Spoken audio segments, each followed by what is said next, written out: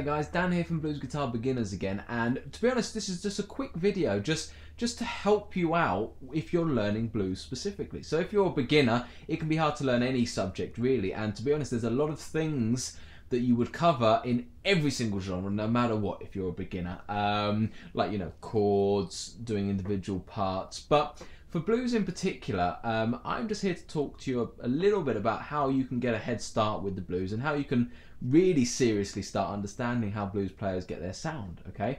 And a big part of this is simply going to be listening, okay? And that's what I want to talk about. So you need to be sitting there and actively listening to the blues players and to blues albums and to blues records. So, you know, if you like some of the older stuff, listen to Robert Johnson or Johnny Hook and Muddy Waters, whoever you want to listen to. Or you might like some of the more modern stuff, so listen to Clapton and Stevie Ray Vaughan, maybe even Jimi Hendrix. But whatever it is, be listening to 12-bar blues players, and gradually the kind of information that they're dishing out is going to be get into here, up here, okay? And it's going to gradually get there, and you're going to absorb ideas that you won't then need someone to tell you. For example, swing, okay? Now, most blues, if not all blues, is swung, okay? So, for example, being able to do this instead of,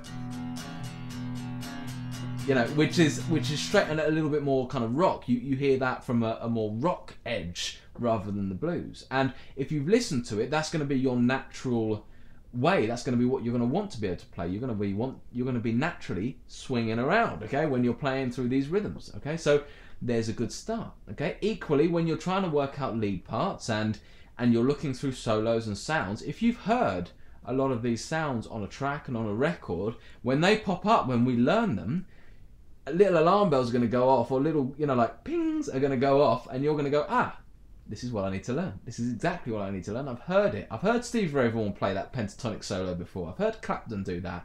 Now I'm learning it, and you kind of know where you are with it. So you kind of get this importance and relevance. So really, it's a big part of that. Just listening to the blues, okay guys? So you'll also absorb the 12-bar structure, and that's, you know, a huge part. I could go on for lessons and lessons about different types of 12-bar blues, and, you know, when the E chord is, when the 4 chord is, when the 5 chord is, all this stuff. But if you've just sat there and listened to some B.B. King playing live at the Regal or something like that, then you have heard every single one of those 12-bar structures, and you're going to know it before I even tell you. You're going to feel that change, and that's a big part of it. I remember hearing about guys that played with Muddy Waters when he first started coming and playing with kind of white guys in America, and or even in England, and he would just change whenever the hell he wanted to change, right? So he'd be jamming,